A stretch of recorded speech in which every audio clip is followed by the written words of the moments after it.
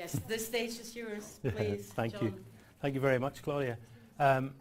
So firstly, can I say thank you to Claudia and the IFIT organisation for the opportunity to come to be involved in this masterclass. I'm an early career researcher. I'm a late developer, okay? For me, when I'm finishing my PhD and I'm putting my reference list together and I realise how many are now colleagues through this organisation, it's such an incredible opportunity. I'm grateful for that opportunity. What I'd like to do is highlight, firstly, my journey with IFIT. I was the first Innovation Fund awardee, which I used the funding in 2016 to build the Rapport platform, which stands for Rapid App Prototyping Platform for Open Innovation Research and Training. Okay, so essentially we use the platform for both research and for activities in the classroom. And today I'd like to unpack that a little with you. If you're not design-minded, that's not a problem, because you're a human being. You're having consumer experiences, you're having life experiences, and if you're like me, you're digesting quite a lot of those through a small screen. Is that fair to say? Hands up who has a smartphone. Okay. Hands up who doesn't have a smartphone. Okay. There are a growing number of people who are obviously stepping away from smartphones, okay? But it's nearly difficult to live without the technology, isn't it? So, I'm currently a lecturer in digital transformation in Ulster University. It's a 4-campus university in Northern Ireland. It's Northern Ireland Civic University. We are currently working, my current research area, as I finish my PhD and moving into some new areas, and our current research is looking into AI in the destination context, okay? We've named the project Snape DC, you can see here. I'm one of these people that likes acronyms. I find them, it's like doing Sudoku for me. I enjoy creating them and they help me retain information. So Snape, you may remember, was a professor in Harry Potter. Can everybody remember Professor Snape? Okay. In the very first Harry Potter, was your sense that he was good or bad? The sense was that he was bad. At the end of Harry Potter, spoiler alert, okay, what was the sense of him at the end of the series? Pardon? Yes. So there's that potential. I think that our current understanding of AI is a rightly fearful one, okay, at one level, but also there's all this opportunity and potential. So for me, it represents where we're at on that journey. We really just don't know this is a good thing or a bad thing, okay? But it's a thing that's happening, right? You know, it's going on around us. It's changing our lives as we speak in different ways and in different means. So I think it's an interesting context and area to research, and certainly in a destination perspective. So I'm lucky to research with some great colleagues from interdisciplines and also from other universities. So we work with Bournemouth University, Dr. Nigel Williams, Dr. Nicole Ferdinand, and others from my own university. So we'll talk a little about that maybe later, but that's just to give you a sort of an insight into what I'm currently working on. Okay, so the title of this particular day is The Digital Thirst. Okay, so obviously my own experience again, my very first full-time job was with Guinness Ireland Group. Okay, you couldn't make that up, but that's the truth. Now Guinness sell more than just one beer, so that's why there were jobs, okay, because Guinness is not difficult to sell in Ireland. It's the Harp, the Carlsberg, the Budweiser, the Kilkenny, all the other brands, okay. What I'm trying to get at here is any thirst, okay, where there's addictive potential, are those good or bad things? You know, how is the human experience changing due to these thirsts? You know, are they positive or negative? Is it the same as alcohol? Is it something that if it was better managed, you know, certainly in the Irish context, I would say yes. So what I would be interested to know is, I'm going to ask Christina to write down, okay? You're going to give me your first name, okay? And then I want you to give me one word, okay, which is your sense of digital thirst, okay? So it could be a sense of that word. What does it mean to you at this moment, okay? So if you would just say your first name, and I'll start with Ryan here, and your first name and the first word around digital thirst. Curiosity, okay. Matilda. Progression, okay. We'll go, yes. Flavia. Addiction, okay, good. Are you all right with this, Christina? Cool. And it's Giselle. Gisela. Popularity, okay. Vanya. Excitement, okay. Yes, okay. Communication, good. And sorry, Julia? Julia,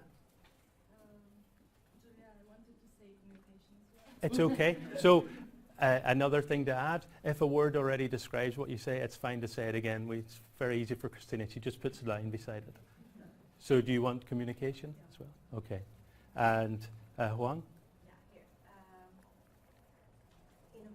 Innovation, okay. And Rudmi? Connected, okay, good. And Lee? Wi-Fi, okay. Sylvia? New product, okay. So NPD, or just new product. And we have Carolina? Curiosity, good. Mona? Dependency. Julianne? Transformation. Christina? Challenging. Okay, good. So you have challenging. And other Christina? What she said. Challenging.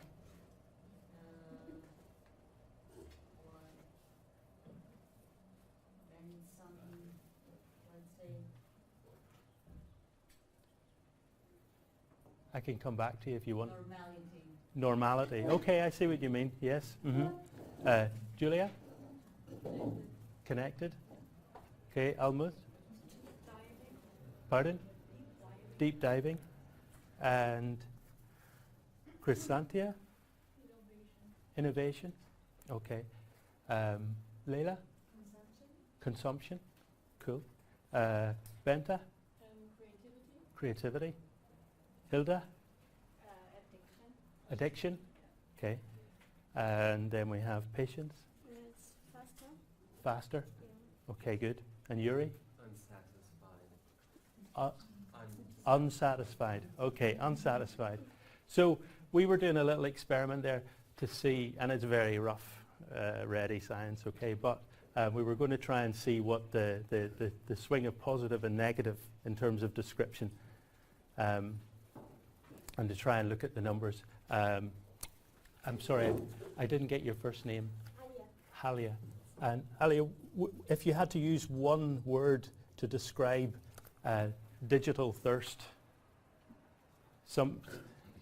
if you had to use one word to describe digital thirst, what would it be?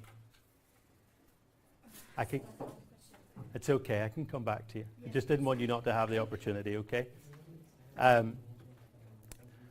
So we'll come back to the findings of that. But just to go forward, digital addiction is a very real thing. Now this is like, I suppose, the little disclaimer that you do.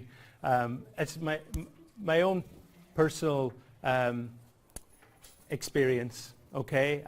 Hi, I'm John, I'm a digital addict, okay? You know, this is something that you have to work with, okay?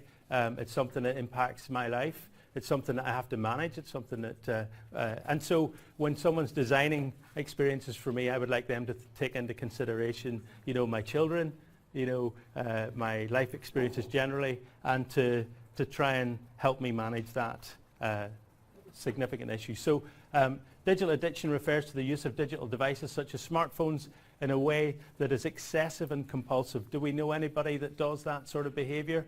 It is a relatively new concept that there has been a lot of debate around. Psychologists have different opinions on whether or not it really is an addiction and what constitutes healthy use of digital devices. So this definition came from colleagues in Bournemouth, okay, Sambu, Magalani and Ali, okay, and they're doing some work on this. And what they're curious to look at is, what are the indicators in terms of behavioral characteristics, psychological characteristics, and particularly around negative life experiences, because this is what we don't want, really. And some of those negative life experiences associated with digital addiction could be dietary and physiological, lack of sleep, various things like that.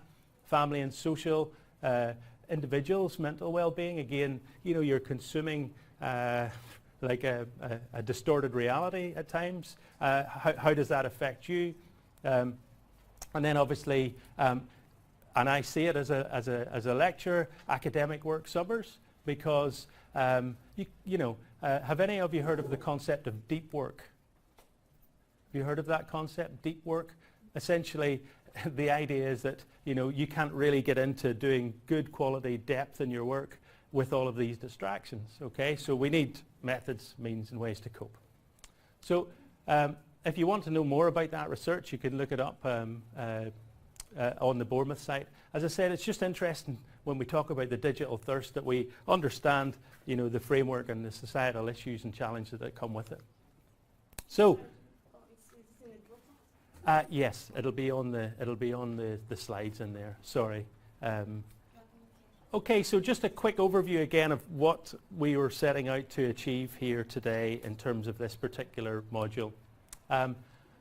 The aim is to enhance awareness and understanding of the digital disrupting, impacting experiences within the field of travel, tourism, leisure, and events management. Okay, so that's the first task. The second is to develop entrepreneurial skills, harnessing creativity and innovation, and strategic use of experience design analysis, social media content and strategy, use of micro video, data analytics, including harnessing big data and mobile first. Now, it would take you like a semester and more even to start to touch on a lot of that, right? So we will be just about touching on some of those things, okay? But critically, I'm interested in your creativity and innovation. I'm interested in unlocking some of that in terms of showing you, maybe at the start of the class, you may think, how am I going to do that? I hope at the end of the class you go, oh, wow, I did that, okay? That would be my aim for 5:30 today, all right? We'll see how we go. We'll see how we go, right? The reality of creative process is eggs get broken, egos get dented, all sorts of things happen, but hey, listen, it will be more enjoyable, I think, if you just go with it and see what happens, okay? In terms of resources, if you're looking for anything in terms of digital marketing, I would recommend Chaffee's book, and I've used some of the materials today from that. I also have some slides from Statista, from the Digital Economy Compass. They've done some wonderful research, and it's fairly current, so I kind of tend to lean on it. It can be quite probably US-centric at times, but I think that it's an interesting indicator in certain uses of technologies, okay? And some of the references that we'll be using. So in terms of the resources that we'll be using later on today, befunky.com, has anyone heard of that? Nobody's used it, no? Okay, so it's like a free online little design suite, really. I like it because it's quite simple to use, okay? And when you're designing for mobile, really you're looking at width, and height, and very specific kind of measurements of pixels. It does it quite simply, okay? If you have your own tools that do that, great, okay? We'll use those too. Thank you, Christina. That's brilliant, thanks. And the other platform, as I said, when I designed the Rapport platform, it was driven by the engine of businessapps.com, okay? So we'll be using that platform to actually take what our paper ideas are and put them into a preview so that you can actually just look at a preview app on your screen and kind of get a sense of what it'll look like. That'll be our assessment. At the end of today, your assessment will be on that app, okay? And it'll be on a one-page kind of overview of that app, all right? So that's really what your assessment is. I think it's important, begin with the end in mind, okay, when you're doing any study.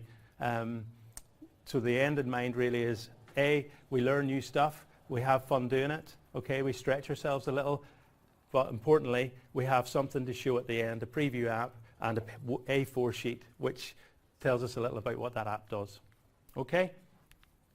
So the first objective is to enhance awareness and understanding of digital disruptions impacting experiences within the field of travel, tourism, leisure and events management. Why is digital so important? Well, some critical examples, and I'm sure you've seen this slide, before, okay? I mean, ultimately, the power of digital is very evident from the stock exchange to our daily lives, okay? The world's largest taxi company owns no taxis. The largest phone companies own no infrastructure whatsoever, really. Fastest growing banks have no actual money. Largest software vendors don't write the apps, just all of these creative ecosystems. So digital is massively disrupting, and these are some of the bigger first wins, but all of the kind of the ones that you don't hear about that are working just to the side of that are eating up distribution channels. They're eating up like a contagion really going through businesses at the minute, and it's a massive challenge for those businesses to react, and many of them haven't. And that's why they're starting to disappear. And you've heard the story of Kodak and Instagram. In the same year, Kodak goes from being a household name to bankruptcy. And Instagram goes from a 12 to 20 person company to $1 billion flotation in the same year, So it's an obvious and significant change. But what's happening in travel and tourism? Where are we seeing, what trends are taking place? So obviously smartphones, the amount of search and activity that we're using smartphones for. I look at my own journey here from coming from Ireland, okay?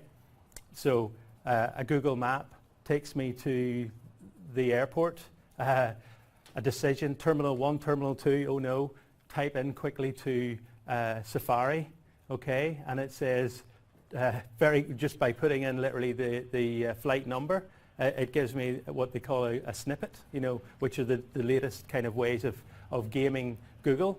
And the snippet is kind of obviously supporting real-time, up-to-date data, Terminal 2. Jump off at the right terminal. I'm able to kind of locate my car. I'm obviously using my phone to scan through the airport at several occasions. The entire journey is disrupted now. It's completely contained in the device. For many people, not everyone, okay? But what else is coming along?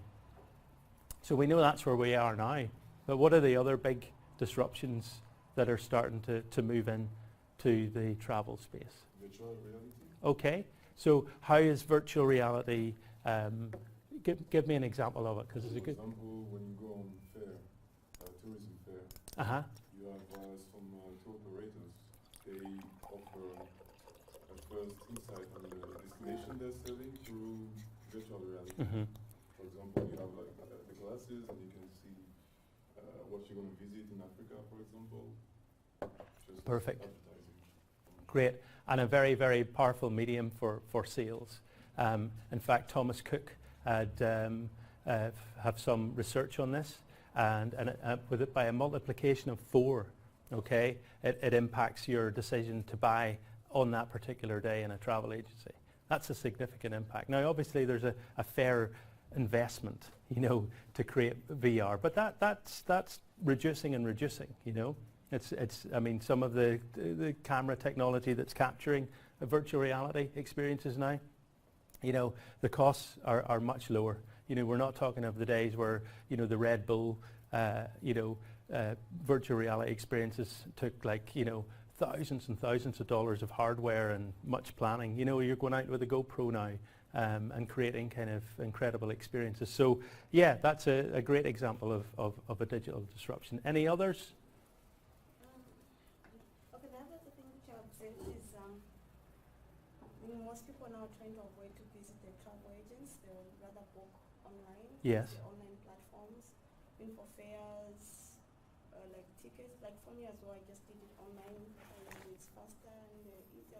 You spend less time.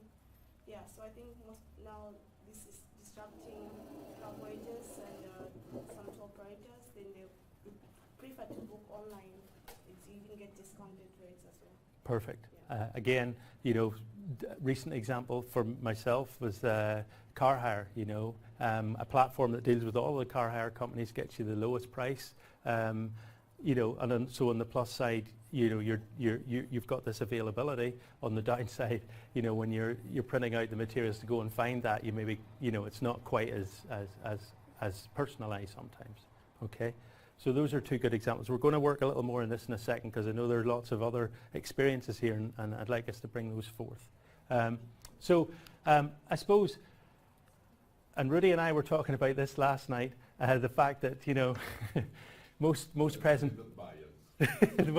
most presentations that we see are okay. Smartphones are growing, and technologies generally. But I said, well, I'm glad to say that we're going to report that smartphones are actually plateauing. Okay, we're starting to get to that point where the penetration has started to kind of plane. Okay, so it seems we're at that point nearly like we're updating and upgrading. Okay, so why does that matter? Well, we know that from how commerce works, that then innovation must come in for the value of companies to continue to increase. So we'll see possibly further integrations and innovations around those platforms. So we're talking, significant volumes of mobile penetration globally. So statistics are highlighting here, while smartphone sales stagnate, wearable sales are expected to grow by 13% annually. So who has any wearable device? And by that, if you're looking for examples, you can see them down the right-hand side. Does anybody? Bluetooth headsets? Bluetooth headset. So yeah, I know the sorts of buds. Yeah, and they're as you can see quite a popular item. Anyone using any of the other things? Sports watch. And any smartwatches? Used to have one.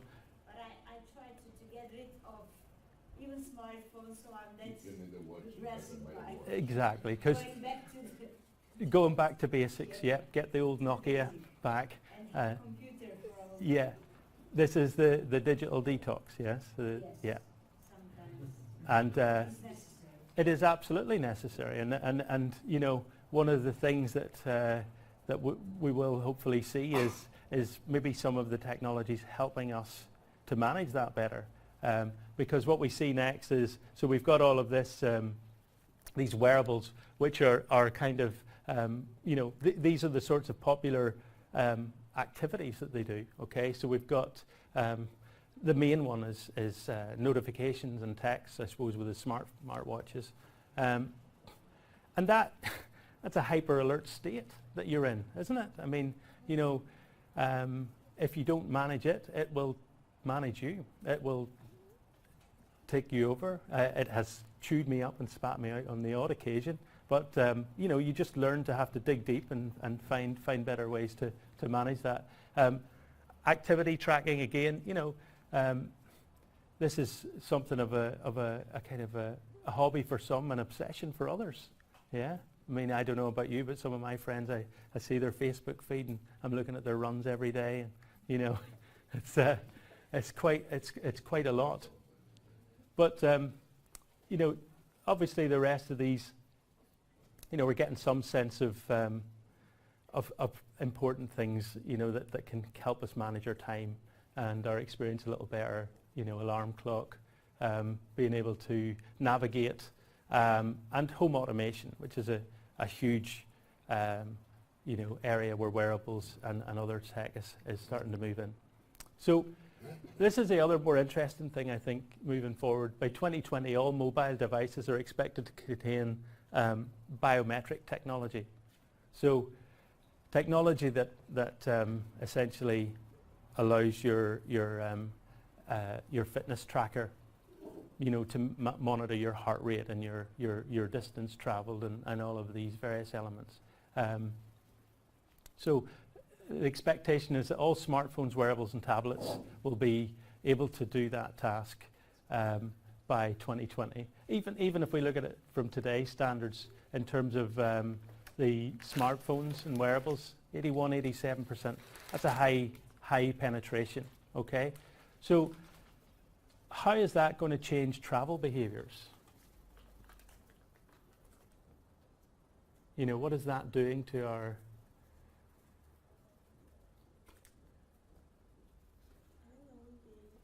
They want to enjoy the distance. The destination? I read one BBC News, one of the travel bosses refused to go too much on digital and try to maintain the traditional way of marketing as well. Yeah, I mean, there's one of the key themes, I suppose, in tourism is this authenticity, isn't it? Yeah. But the difficulty is there's two sides to authenticity, right? There's my authenticity as I visit your area, and there's the authenticity of the area, and the two often clash and collide, and so, that is certainly a challenge because, if you can't say, so we have slow tourism, where it's literally that's why you go and you do that, is you want to kind of step off that train and go at a slower pace and enjoy and regulate things a little more. But yeah, so the technology could potentially inhibit that. Could it enhance it in any way? Juan? Okay, sorry. I guess if the wearable, for example, probably can increase the willingness from the elders. If they travel around and they have smart wearables, the devices, so they can track their blood pressure, for example, and once they have some problems, they can connect with the hospitals right away. It will increase their willingness to travel around. Good point. So yeah, the connected health context would certainly increase opportunities for a segment who would otherwise maybe fear going away. Yeah, that's an interesting context.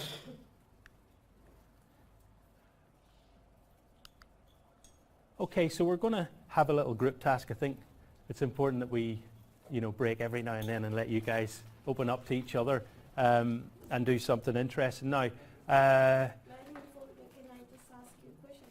How do you think digital technology could affect the consumer behavior? What do you think? how does it affect the... consumer behavior, like in the tourism industry? Yeah. This new, the bow that will be expected to be, the mobile devices to be expected will contain a bow technology by 2020. What do you think? How would you think it will affect the tourism industry? Yeah. Well, I mean, I think we're just going to see a continuation of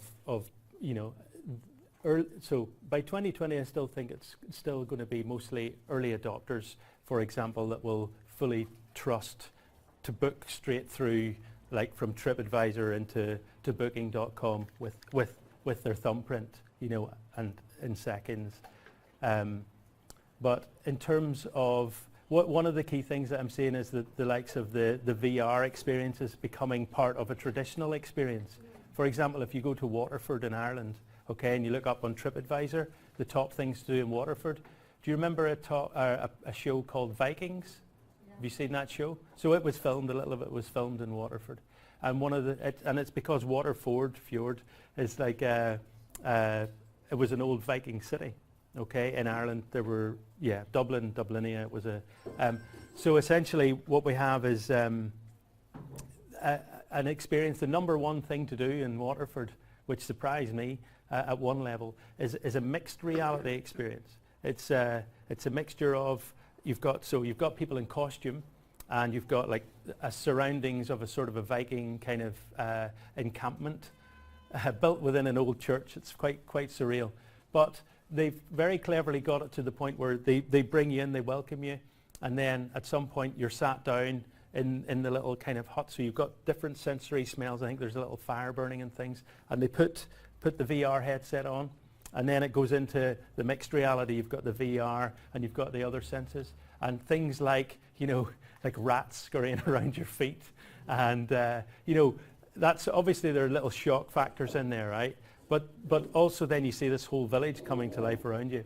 So yeah, wearables, I think you're going to maybe see more of them either as a pre-visit experience, but also the on-visit experience is going to change in some places, in some contexts. You know, new experiences are already, like, so Belfast is famous for having built Titanic. It was okay when it left us.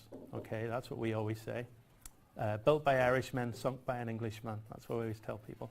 So, you know, we've got lots of new experiences using VR and things for that as well. So I think in moving forward, yeah, there's going to be, you know, further digitalization of experiences in particular. But technology is hitting some crossroads of for example, last week in the European Union's legislation has kind of hindered blockchain a little, you know, but more so probably because of Bitcoin than actual what blockchain can do, because blockchain can do some amazing things in terms of helping us to supply safe and secure produce, for example, you know, and that's like if we're moving through a tourism system, it would be nice to think that we could be protected and supported, and our data would be safe and secure and so on. So, you know, there are some wins and there are some losses. And I think that AI is obviously going to have another huge area of impact because of particularly the chatbot integration. Because even when you look at TripAdvisor, some reviews are biased. Like I came with the Qatar Airways, and I before then I had bad reviews on it. I read most of them were I had a good experience. So I'm thinking when you have too much digital and the technology, some of the places will have biased reviews and everything. Yeah. Anyway. And I think that, you know, reviews in themselves, Yeah. you know, we've got this, you know, we're creating a digital footprint there, obviously, as well. And part of that, you know, is that people know. We don't just read reviews now and go, well, that's fact. Or, you know, we read and then read between the lines of, and then we look at past reviews by that person, and then we kind of form our own opinions, particularly if it's a more detailed thing that we're considering, like a 2-week trip or, you know, something expensive and, you know, likely to consume more of our time. So I think, yeah, we're obviously developing as these technologies develop, you know. But we'll do this little group task now just to give you a bit of a break. So we're going to get into 5s. Now what I'd like you to do is, ideally speaking, if we can be in groups of 5, what I would be keen for us to do, this would be your group for the activity today as well, okay? So if you can get into groups of 5 or as close to that as you can, then what we want to do is identify the 3 highest growth platforms between 2017 and 2018 based on the following data. I'm going to show you the data, okay? And then I want you to see if you can identify the 3 highest growth platforms, okay? And there'll be a reason for this. It's also to talk about it, but it'll impact something later.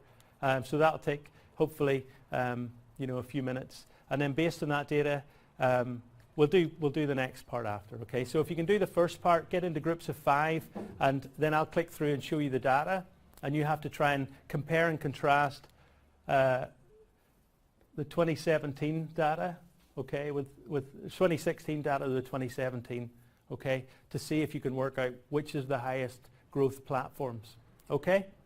So do you want to get into groups of 5? Will we continue on? You're not going to have all the answers, folks, okay? I wouldn't expect you to have all the answers, right? But the hive mind, okay, between us we might have some of the answers, right? So will we just proceed? I just wanted you to work for the first time, in all honesty, to get you together as groups, to have you work together, to see if that's all right, okay? But also just to, it's interesting to see the growth of these platforms, okay? So we'll see, so before we go to the answers, right? Can we just even have a guess? Who would like to guess which they feel is the highest growth? Snapchat, okay. Anyone else want to say any, it's like in the top 3. Warrant, Snapchat, written photos shared, and then on the 2017 is videos. Where are we at, sorry? Snapchat, on the middle right. Middle right. There. Photos shared, Yeah. and then it's video views. It's not the same. Yeah, It's not really Matrix. comparable. yeah, true. But then it must be the same, they must be measuring instances, because maybe in year 1, maybe the videos weren't the shareable. Now maybe it's the classifying photos and video. But a very good point, because you would want to, you know, it would be poor science not to interrogate that. So very, very good. Okay. What we will do is take it as being instances of an action.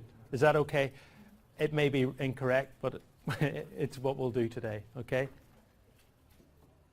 So we have the likelihood of Snapchat, if we're looking at it in terms of instances. Any others?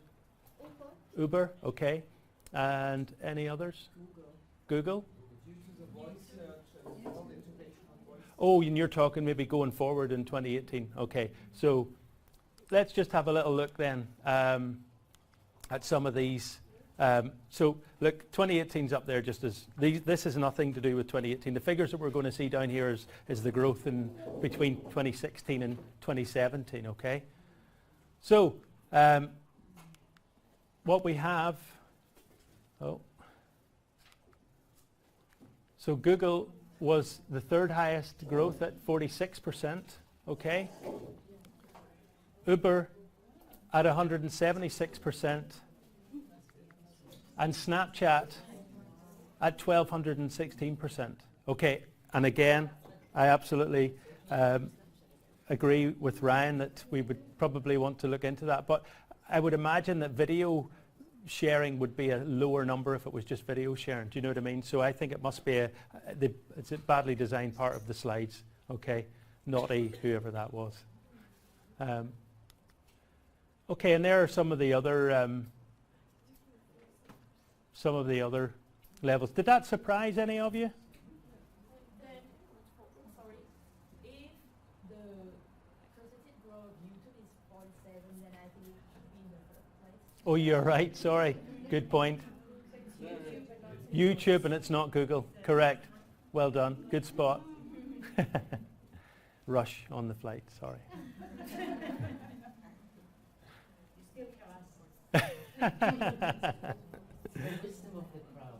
Yes, and as long as you accept the wisdom of the crowd, it's all good. Co-creation is at its finest. Yes. Yeah. Well, if you put these numbers into context with a traditional economy as we were used to have Mercedes-Benz, BMW, Sure. they would have impossibly been able to create these high 2-digit numbers or even 4-digit percentage in increase, because the economies of scale are not achievable to that extent. You have to build 7 fabric halls in order to build 10,000 more BMWs. They just expand the technology and that's it. And that's why all the money is being put into startups and technology, because of the potential, the lower capital investment, the outlays, you know, and well, that's one of the myriad of reasons. But you're right. I mean, traditional bricks and mortar businesses are less attractive in terms of higher return, higher yield kind of investments. People that are willing to risk, you know, and have that money that they can risk with. And others like a more traditional because it's safer money. Claudia. And in any case, I think time is a very interesting point. So you have here a very fast-moving economy. So the return on invest is very, very fast. Yeah. And on the other hand, what we had before, the user experience, time is time-consuming, it's very fast. So the category of time is very important if we talk about digital. Absolutely, yeah. And again, you know, when you think of like, so which of these will fall off the map maybe in 3 years? You know, it might seem extraordinary, but very possible. You know, so that was just an exercise, hopefully interesting for you to work with your groups for the first time. Going to move forward. So just based on the last data there, so looking at the US, the United Kingdom and Germany, just as a straw poll, most people use social media on a daily basis, some several times a week, once a week, or several times a month, okay? These slides are up on in Dropbox, and that's a sample of, well, you can see the sample population size at the bottom, 1,700 dropping to 1,400. So they're decent samples, okay? So more than 80% of millennials use social media actively, okay? So that's a huge, you know, volume of people. If you're going to use, if you're going to target a group, you know, when you're looking at 80%, you know, you can see why a lot of investment goes into trying to attract millennials to brands and to concepts. So the types of things that are happening, commenting, like posts, shared posts, and so forth. And Facebook still dominates the social media landscape in 2018, okay? Which is interesting. I'll be interested to see Statista's figures for 2019 because, you know, their figures are obviously maybe pre-Cambridge Analytica, yeah, which is going to have a significant impact. But again, probably not as big as we would think. I mean, I don't know what I'm still using Facebook. I'm kind of invested in it now, you know. I don't use it lots and lots, but, you know, it's where I still see lots of old friends and people. So I haven't got a replacement in my mind yet for that, but it does scare me how they use their data, you know. So anyway, there are some of the other platforms. Instagram, and again, looking at things from a travel perspective, okay? Instagram is the #1 influencer platform. So, I mean, we're seeing the rise of influencer marketing at destination levels, country levels, product service levels. And, you know, there's been some really interesting context of influencer marketing. You know, people approaching hotels and, you know, you give me free hotel space and like, you know, very much lower ranked people taking advantage of people not necessarily knowing how influencer marketing works or the data and stats behind it to basically what we say in what you might hear in the UK as blagging, you know. And there have been some significant issues with that. But it's a huge platform. And it's, again, why is it a huge platform? Why would Instagram be such an important influencer platform? Because it's visual. Visual. A lot of pictures, so you can show the destination, how people enjoy the destination. You can really see it, and it's really powerful when we speak about tourism and destinations and structures or attractions. So it's much more powerful than text. Yes. Or other Totally agree. Yeah, I mean, we are visual by nature, right? And, you know, the ability to tweak that, you know, as well as one of the benefits of Instagram and embed ourselves in those places, locations and things. And it's just the sheer traffic and volume of use. I mean, it's a phenomenon, isn't it? You know, it's also the interaction of people on Instagram is totally different to, say, in another platform. So these are some of the reasons why you can, by its very nature, influence people more, okay?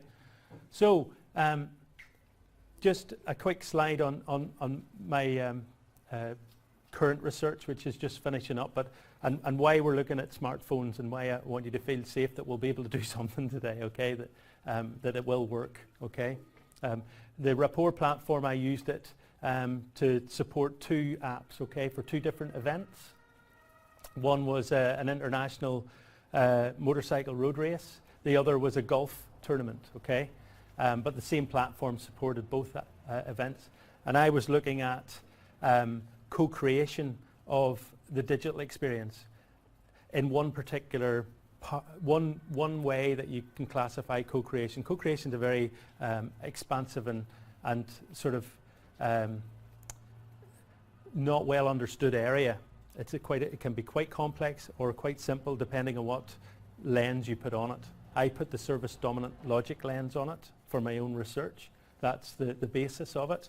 And what I was interested to see was if I asked in the users, okay, for ideas to develop the app, okay, versus, so this event, we ran secret Facebook focus groups, and we kind of asked questions, and we delved into what we currently offered, and with the same platforms not changing, okay, other than putting a small amount of investment, like £50, into refreshing it from 2016 to 2017. Apart from that money, they had to do what they could do on that platform. So there were limitations straight away. And on this one, we just took feedback, okay? So someone at the end of the tournament filled out a little form, and one of the last questions was, do you have any feedback for the app? So it's a more traditional form of feedback loop, okay? Versus, hey, I really want to know, more of a co-creation to and fro.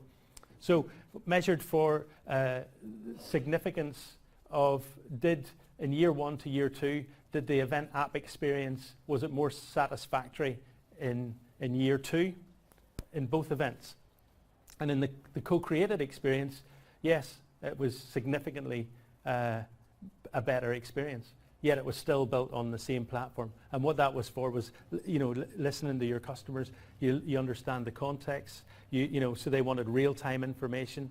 Basically, that just meant that we had to push notifications at key times of importance. I'll go through some of the other examples that help that happen in a second. But the research warrant. So we have people like Donald Getz, who's an events specialist. He's sort of the father, if you like, of tourism events as a philosophy. So he saw a critical future trend in co-creation, and the people who really brought co-creation, if you like, to prominence would have been Vargo and Lush in 2004, but their 2016 paper, they define value co-creation as the actions of multiple actors, often unaware of each other, contribute to each other's well-being. So, my research is looking at these many-to-many co-creation contexts, okay, and to try and understand how we can better individually work within that kind of more collective system to improve experiences, right? Whether that's passively, by literally just providing our data from walking around, and creating a trail, okay? Or whether that's actively, integrating our experiences, our photographs, our reviews, whatever that is, okay? And Barbara Newhofer also highlights that experience improvement is not always achieved through the use of ICTs, and we talked about this earlier, and experience co-destruction can happen for a myriad of reasons. So on the one side, we've got co-creation, which is obviously enhanced, renewed, better, co-destruction, where something just doesn't work. Can you think of any examples of a co-destructed experience that you've had with technology? Sometimes, for example, you have too many apps. Okay. So if you go, maybe you want to download one, you don't have space, so you would have, for example, to delete some other apps. So maybe you have to think, Is it like for example, a museum that wants to create its own app. okay?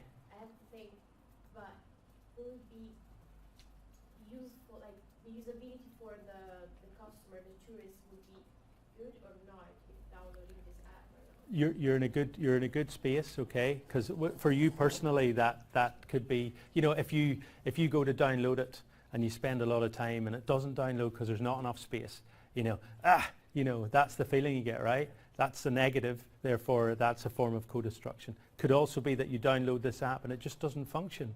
The Wi-Fi doesn't work, or these are examples where more is not always better. Yeah. Okay. So we get the difference of co-creation and co-destruction. what's an area of interest moving forward as well is in terms of particularly smartphones and sensors and why I was interested in the research perspective is the smart tourism concept. We've got wonderful scholars again within the IFIT network. So Dimitris Pihalis, who would talk about smart tourism being open, sort of interconnecting, interoperable platforms and systems, that connect the network at the actual tourism location. Okay, and Ulrike Retzel, again another wonderful scholar, and this is her table to try and help us understand what the difference is between smart tourism and e-tourism. My interest in it was I'm looking at smart events. So we've got smart tourism experiences. I'm interested in smart event experiences, right? So for my event to technically be a smart event, what would it need to have, okay? So there are some key things, right? I think the main one for me to justify looking at something as a smart event experience was under core technology. The core technology was smartphones and sensors and not just websites, okay? So, but if we look at some of the other ways that e-tourism is moving somewhat towards smart tourism as a kind of a paradigm shift, okay? You've also got this idea that it goes beyond business to business, business to consumer, and consumer to consumer, which was still pretty, positive to this open ecosystem idea, public, private, and consumer collaboration, these living labs nearly, yeah? So we're going to be trying to come up with ideas for a smart event experience, okay? That's what your challenge in your group of 5 is going to be. And it's going to be based, hopefully, on ideas that maybe you've picked up in terms of some of the technologies that we've covered or some that we're going to cover, okay? I'm not going to go into that. That's just the form of research that I carried out, mixed methods phenomenological research. But the research itself, one of the key things, it was interpretive phenomenological analysis. And, basically it's a sort of a ground up way of trying to unpack what was happening in terms of the co-creating the event experience, okay? And we come up with this model. So these are the superordinate themes that were identified, but when we layered them against some of the categories that we originally found, and we found a nice symbiosis with some of them, okay? So basically, rituals, realms, and realities of the event experience where they overlap with the event. But for me, the core part of a smart event experience would be where it's sort of always renewing and rejuvenating, yeah? Like think of events. Events really need to stay, look, there's a familiarity with an event. I mean, do any of you go to sort of summer events more than, say, once or twice? Are there ones that are favorites? And why are they favorites? Because the vibe stays the same. Okay, so the vibe stays the same, but what changes? The artists? They don't stand still, do they? Okay, and some of the other peripherals, but the vibe, as you say, there's something that still keeps you wishing to go there. So when it renews, it's important that it doesn't lose that, right? So there's another key thing, post-experience or pre-experience, the reviewing. The smart event experience allows you this opportunity to pre or post really kind of delve into the experience. Yeah, and that's the offer that digital provides, okay? So if you're planning and developing for events, these are the things that you really want to consider. Are they at the heart of your event strategy? Relational elements of the digital event experience. So we're talking about that social media, really, or social experiences. Events are just, high density social experiences. So how can we unlock that with the smart event? Is it complete anonymity? Try saying that, sorry. Or is it, no, I want people to know who I am and reach out to me. Or is it somewhere in between? It depends again on the event, on the vibe. And then resourcing the digital event experience, co-creation theory is really about us as operant resources, okay? And our operand resources are devices. And then there are us as actors or providers at the event as actors. And then there are actants, pieces of technology, sensors, you know, data that can improve that experience as well. So those are some of the sort of things that you would might want to consider on that. So that was the top priorities, some of the key stuff that came out. Timings, you know, they wanted live updates, scheduling. Unsurprising, really, okay? But delivering it's a lot harder, right? Okay, so this is going to be my last slide to give you, you probably want a little quick comfort break, yeah? Okay, before you just all, okay. But I just want to show you what, a little change between 2017 and 2018. Okay, so these were 5 of the tech trends, event tech trends in 2017. Drone streaming, VR mixed reality. They were like predictions really of what was going to come in 2017. So they don't always hit the mark, but you know, some do. Sharing economy was something to watch in 2017. They felt that this was going to, you know, in terms of venues and things as well, like there was an increase in use. Real-time data provision and touchable tech like Snapchat glasses and things like that. But if you look then to the same blog in 2018, and the video's on the thing if you want to watch it at some other point, but AI-powered facial recognition is one trend to be watching for 2018. We are seeing it in terms of event management and security in lots of contexts, yeah. And it is one of those that could give you a seamless experience, but you know, like what control have we there again? There's some significant issues with that as well, right? But if you're trying to get people safely into an event and also quickly, you know, it has its pluses. Influencer marketing, again, you know, they're being used as a search engine optimization kind of method, a quick boost to your important event, because events happen in a very short period of time. So how can you even get them found and discovered? Chatbots, we're seeing this, more vertical, specialized, and obviously less expensive. I mean, you can build them for so little now, you know. And as a means of a feedback, I think you know, so we sat doing secret Facebook focus groups ourselves. I was the person doing all of I mean, chatbots could potentially facilitate that with you on a one-to-one basis and personalize that experience and get much more rich data. And, you know, so that leads on really to that next point. This is what they see as a trend, is this personalization. So, you know, much more of this in terms of everyone having a VIP experience of some kind. You know, that's the target, trying to find out, well, what can I do that's affordable to you, but, you know, that makes you feel special and valued at that event. And voice. And we haven't even got to this one yet. We're going to get to this after the quick break, okay? But voice is significant and escalating as a tool.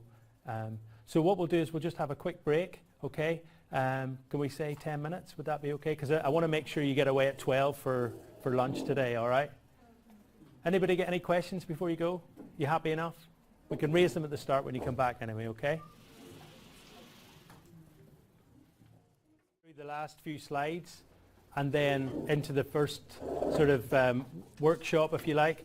The timings have changed a little to try and get you out to lunch, so I'm sort of tweaking the slides a little. We'll do the first part of the workshop, and then after lunch we'll finish the workshop. Is that okay? All right. So firstly, thanks for engaging in the first challenge that we did this morning in terms of the positive, negative, neutral kind of words, really, in relation to digital thirst. So the general sense of it is sort of, you know, a little more skewed towards positive, some neutral, some, you know, less, well, seeing more challenges, okay? And that's what you would expect, right? You know, that's kind of natural and normal and interesting. Okay, so thanks for helping me look at that. So just moving into the second part, okay. Very quickly, a few slides just on AI. and how it's currently impacting in our lives, and how we as people experience it, really. So Statista again did a survey of 2019 adults in Great Britain back in February 2016. So when we think in terms of context, this was prior to any of the scandals of this year. So even still, we can see. Now, I would love to have a comparative chart to see whether it's just people in Great Britain are cynical and fearful, or whether actually this is a global issue, right? I would imagine, I'm not sure how much it would change. What are your views on that? On what exactly? On how, I mean, do you think that would be somewhat representative? It's a very limited sample. It's just looking at people from Great Britain, But would you sense that there would be some anxiety and skepticism, but some optimism and? Yeah, I would, in general, I agree with the statistics, because like when I talk to people about artificial intelligence, I usually hear a lot of people saying that they're pretty skeptical, that they don't know if it's good change, kind of, or they're kind of anxious. So yeah, I wouldn't say it's just Great Britain who feels anxious. Yeah, I know, absolutely. I was just wondering, whether it was a higher or lower kind of a, but I agree, it's a kind of a mixed bag, really. I think what is really relevant here is that these are adults that were asked. Mm-hmm. So if one were to take a group of 16 to 20-year-olds, Okay. I'm sure that would look very different. Yeah. What was the, was someone else? Yes? That maybe is the perception of artificial intelligence. I mean, when you talk about artificial intelligence, you think about, of course, robots, but it's not that kind of, people are scared probably because they think it's gonna replace, but in a way that is not so realistic. Yeah, so, well, Perception is not real. yeah, there are obvious and well-founded fears of replacing our jobs, for example, and different elements that could be very impactful, right? In a society where replacements for those incomes are not constructed, for example, in a more long term. Also, another pressure from the competitive environment that we exist. The economic model that we as a world really perform for, is going to exploit, usually more so than to enhance. Is that not fair to say? It's a commoditization and control a lot of the time. So understandably looking at history, and how technologies are used, we can see why that pattern would be there. On the side of sort of where it's good, this is the bot from South by Southwest. Its intelligence is really more just at this end, more just interactive serving, nearly automating. But how intelligent is that? It's still classified as, but there are obviously deeper intelligence and machine learning, that could also work in tandem with that, to further personalize your experiences. How much further has that come even in the last 2 years? What's South by Southwest's personalization looking like for this year? I always think it's an interesting context because it's so technology heavy. But, we're looking at an event context for your little task, okay?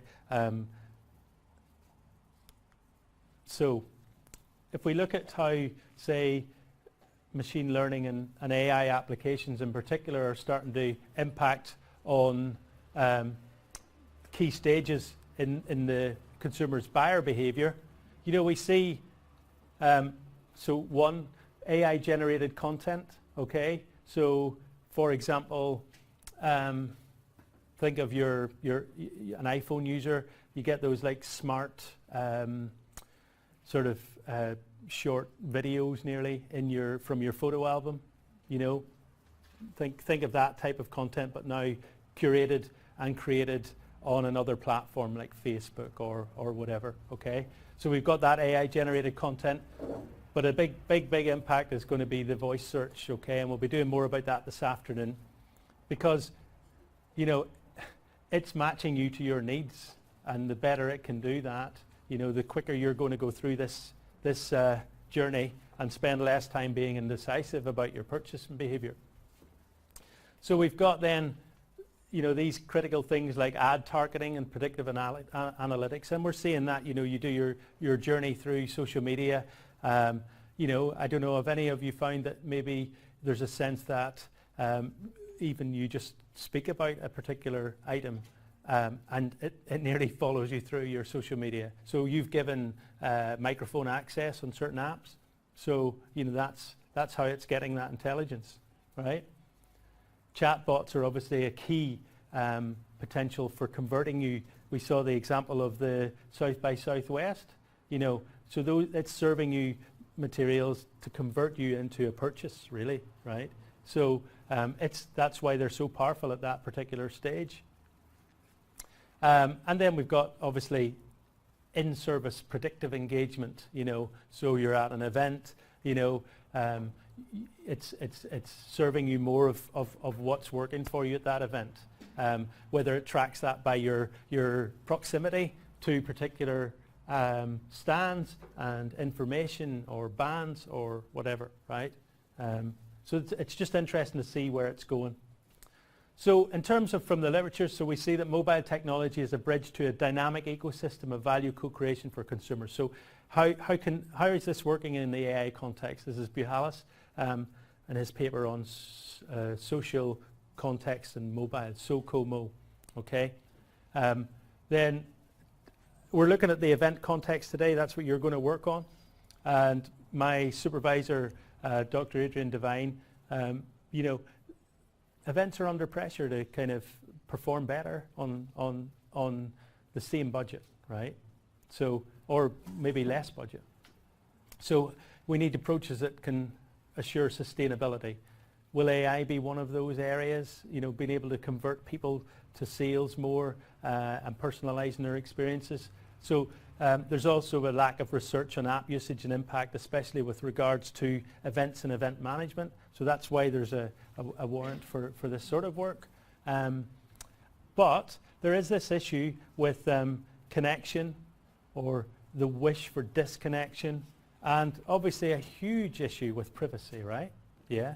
And we've got this thing called the privacy trade-off, our willingness to trade our privacy for an easier experience or life, right? You know, that's a reality. But that's a whole other area of interest, because what sort of customer base does your event or your destination experience have? Okay?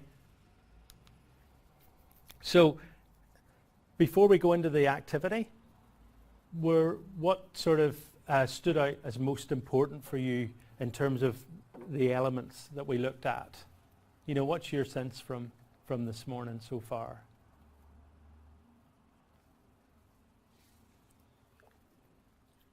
For me, it's been the digital advancement. Like when we looked at those, when we were in the group, when we saw the top leading platforms like Uber, YouTube, it was quite interesting to see how it's been trading, and we looked at that aspect of how digital threat is going to be in 2020.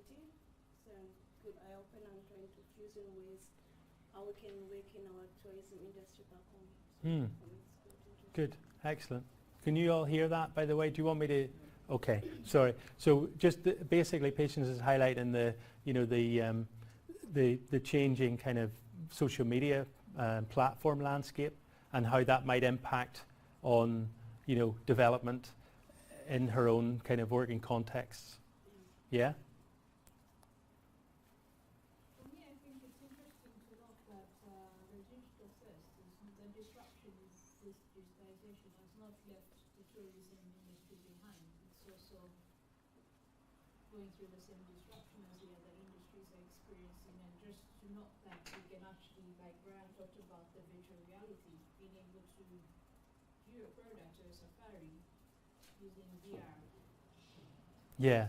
That's interesting. It's a huge potential if you can marry that up with the, you know, the conversion potential again. You know, if you were looking at that previous chart of like how this would be a tipping point, you know, at this point really, you know, although it's like it could be at any stage, right?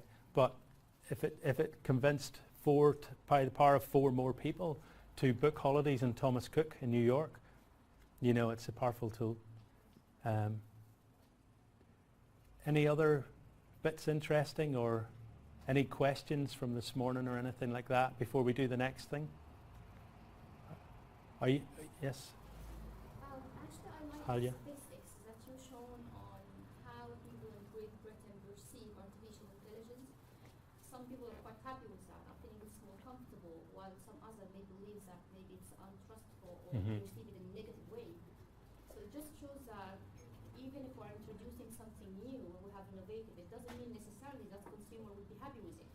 So we have 2 different ways, and we have to consider the 2 different points of view. Maybe people will be happy or not. We have to consider that. Definitely. And so, you know, just the point being that when designing products, we need to be, I mean, like our own group, you know, we're on a spectrum of, you know, I suppose, kind of invested in or along for the journey, or I'm not sure I want to participate in this anymore, you know. So we need to be able to allow space for consumers to journey their preference, really. And as long as they're aware of the benefits and, you know, the negatives of that, I think, you know, that's a fair trade, a fair privacy trade-off. Also about the AI, you asked if we thought it was globally kind of the same answers. I think that maybe some countries, they already have for a few years already more interaction with AI. So maybe with some Asian countries it would be really different from, for example, European countries. Yeah. That just now we're starting to have day-to-day interaction with them. Yeah, no, that's good. It'd be interesting actually to kind of look at. I would love to know find a better slide basically that mapped that across the globe, and certainly on experience, even maybe a matrix to see if it does, you know, more experience. Does that mean there's sort of like how does that impact, right? It depends also that on the field we're using AI or this kind of technology, and so probably in our sector it's more we have to develop it to increase knowledge and level to increase. I mean, in other sectors, as she said, for example, in the health one, there has already been an increasing in the use of AI or other tools, whereas in our it's more difficult. It's more social, and so yeah, people have to trust. It's maybe more hidden in our field. I think that tourism is one of those contexts where it's very, very busily at work. You know, some of those big platforms, you know, data scientists are like gold dust, you know, and that's in destination context, in the providers and platform context as well. Christina? Yes, I have a question actually related to GDPR. We established, let's say, kind of limitations, and are there any predictions about the future? First of all, communication and that data and bias availability online. Could it, let's say, somehow stop or slow down the rate that we are talking about within AI and VR, also using technology in tourism, because those data are vital for travelers? Well, it's a very, very important kind of question, and even in terms of its impacts so far, I haven't come across huge amounts of information on organizations being hugely disrupted as yet by GDPR. I don't know if anybody else has heard any context of significant pain caused, and whether that's because of all of the pre-GDPR kind of work and compliance that had to be in place. But I mean, particularly tourism businesses, and well, like most businesses, but the SME community would probably have been quite late to react, even down to, if you look at some of the communication companies, if you like, themselves. I noted that some would send an email that said, look, you have to kind of rejoin my my list, and then I noticed that some of those that are really invested in the communication side of things, like say HubSpot or organizations that that's their lifeblood, they would do the opposite. They would say you can opt out if you like, but they were happy to take the risk that was fine. So it will change. It has changed, to some degree, how say Facebook and other organizations like that have to prepare to manage our data. Whether it has changed how they manage our data, I think you can still buy data. I don't know to what degree it is anonymized, but my sense is that until there is a crisis of some kind or a scandal on a particular thing, right? It doesn't seem to. If it impacts people's convenience, I think then it would be more problematic for them. I think we're just so used to giving information away now, culturally, and we just hope, really. We just hope and trust. The problem is regulation is so slow. Really, when you look at it, the big problem with AI is regulation is so slow. There's no. It's as powerful as nuclear, right? I mean, it can switch off all of the systems. It can. There is the ability within software. We know that from releases of,